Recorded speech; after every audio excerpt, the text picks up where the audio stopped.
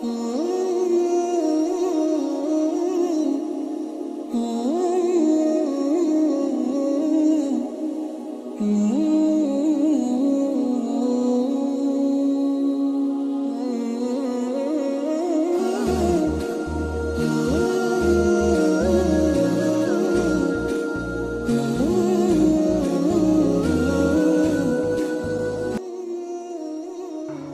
আলাইকুম সবাইকে। সবাই কেমন আছেন? আশা করছি আল্লাহর রহমতে সবাই ভালো আছেন, সুস্থ আছেন। আলহামদুলিল্লাহ, আমিও আমার পরিবার নিয়ে আছি ভালোই। প্রতিদিনের মতো আজকের ভিডিওটাও সংসারের কাজকর্ম দিয়ে শুরু করেছি।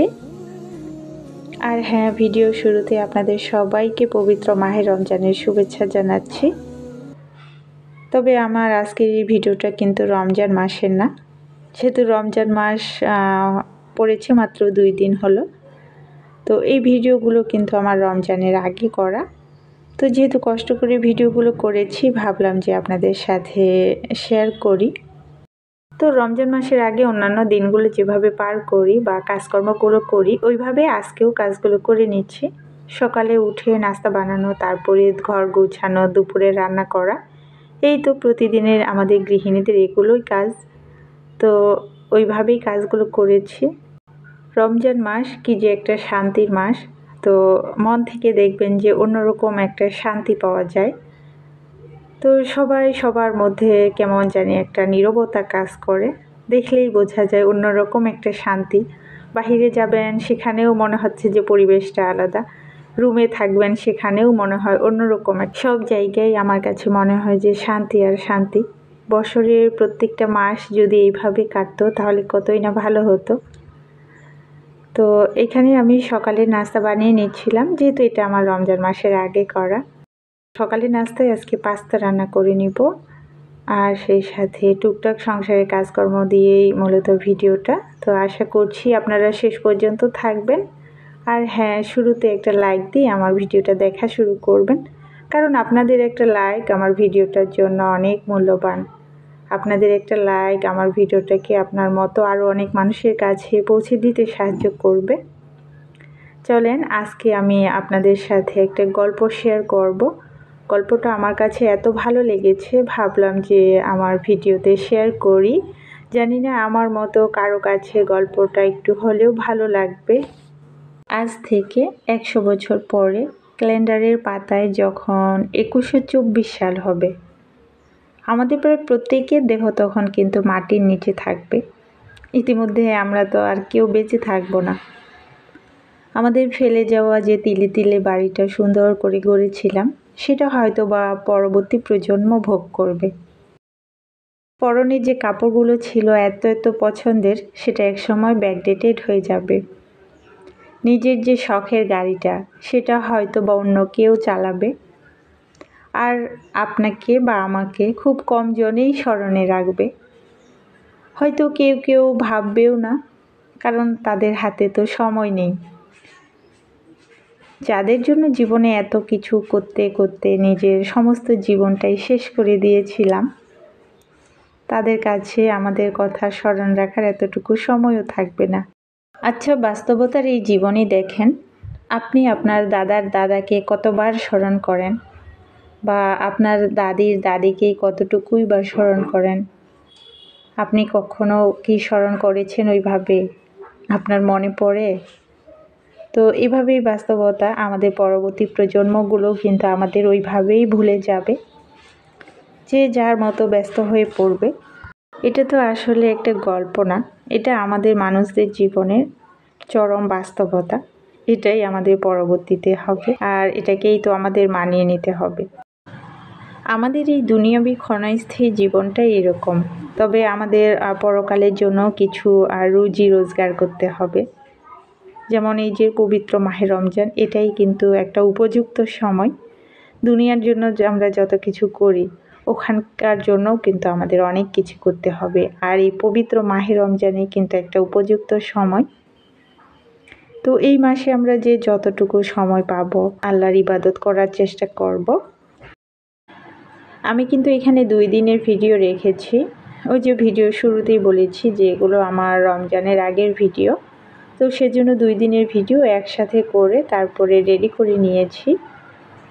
তো এখানে তারপরে আমি দুপুরে রান্না করতে চলে এসেছি। আর এর আগে আমি অফ ক্যামেরায় রুমগুলোকে সবগুলোকে গুছিয়ে নিয়েছি। সব কিছু তো আসলে ওইভাবে আর দেখানো সম্ভব হয় না, যতটুকু পারি ওইভাবেই আপনাদের সাথে ভিডিও করার চেষ্টা করি।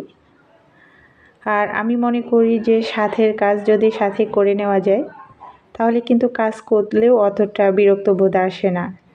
তো আমি দেখেছি যেদিন আমি এলোমেলোভাবে রান্না করি আমার কাছে কাজে এতটা বিরক্ত লাগে, আর যেদিন গুছিয়ে রান্না করি সব কিছুই দেখবেন যে খুব সহজভাবে হয়ে যায়। তো এখানে আমি মুরগির মাংস রান্না করব আর সেই সাথে সবজি রান্না করে নিব, আর পরে কালো জিরার ভর্তা করে নিব।